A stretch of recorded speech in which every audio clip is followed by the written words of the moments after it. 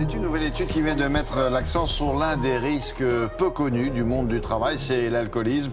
Quel que soit le métier, le constat semble être le même. Trop travailler est associé à un risque accru de développer une consommation d'alcool à problème. Alors, il ne faut pas que ce soit un prétexte pour ceux qui ont envie, effectivement, de trop boire en se disant « bah oui, c'est pas de ma faute, c'est parce que je travaille trop ». Bien sûr. Alors, comment elle a été réalisée, cette étude? C'est une enquête, c'est des témoignages? Oui, alors c'est une étude qui a été publiée dans un journal de référence qui est le British Medical Journal. Elle a été réalisée sur 335 000 salariés de 14 pays différents. Et les chercheurs ont mis en rapport, effectivement, le temps de travail et la consommation d'alcool. Et leur conclusion, c'est que si on travaille plus de 48 heures par semaine, eh bien, on a un risque accru de 11% supplémentaire de consommer de l'alcool par rapport aux employés qui travaillent beaucoup moins. Ça veut dire en Europe, il y a peu de pays qui font plus de 48 heures ou autant? C'est le seuil maximal, justement, fixé par l'Union européenne. Donc, on ne risque rien, 35 heures? Pour ceux qui font vraiment les 35 heures, mais il y a quand même beaucoup de professions où on fait plus d'heures et on atteint facilement ces 48 heures.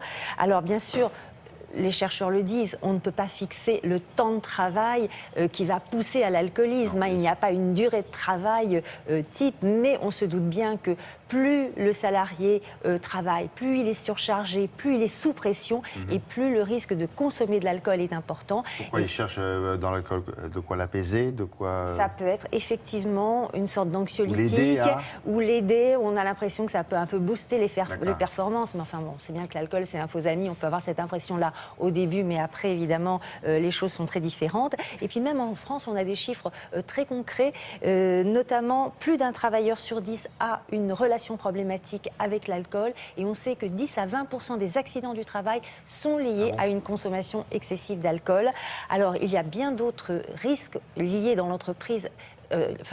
Des risques entre consommation d'alcool et entreprise. L'alcool dans le monde du travail, c'est un vrai problème. Il y a beaucoup de facteurs de risque, comme nous l'explique un psychiatre qui est spécialiste des addictions et une femme qui a dénoncé ce phénomène de l'alcoolisme dans le monde du travail, puisqu'elle a écrit un livre témoignage sur ce problème.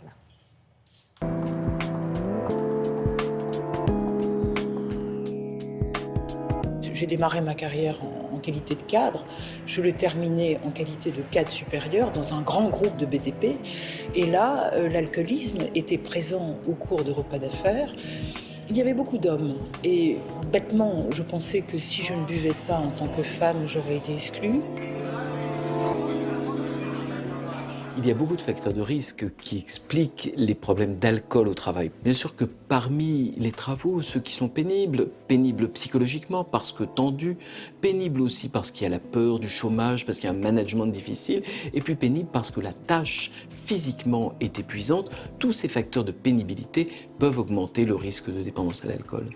Et puis il y a certaines entreprises, notamment quand il y a du stress, qui vont utiliser l'alcool en fin de semaine, en fin de journée, après un contrat important, comme une manière de se défouler.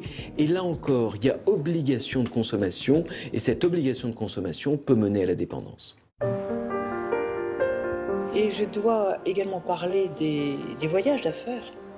Et là, c'est la solitude dans les chambres d'hôtel, c'est l'ennui qui vous fait commander une bouteille de champagne, une bouteille de vin, etc. Mais ça facilite d'autant l'alcoolisme. Ceux qui ne boivent pas sont à la fois stigmatisés, exclus du groupe, considérés comme n'intégrant pas les valeurs de l'entreprise, les valeurs collectives du travail.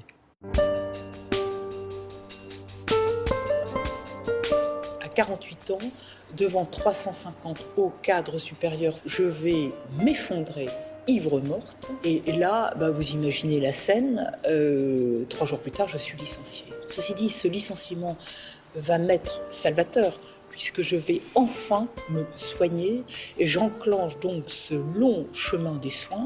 On peut s'en sortir à partir du moment où on accepte de se faire soigner. Allô ? Si on veut faire de la prévention de l'alcool en entreprise, il y a 3 idées. La première, c'est de remarquer que ces rendez-vous répétés avec l'alcool ne sont pas banals. Ces pots, quand ils deviennent obligatoires, ne sont pas banals. Deuxième élément de prévention, arrêtons de stigmatiser les non-buveurs. On a le droit de refuser de boire. Troisième élément de prévention, c'est d'être capable de repérer celles et ceux qui vont pas bien, de ne pas dire que ce sont simplement des bons vivants et que les collègues ne leur fassent pas des reproches, mais les incitent à se soigner.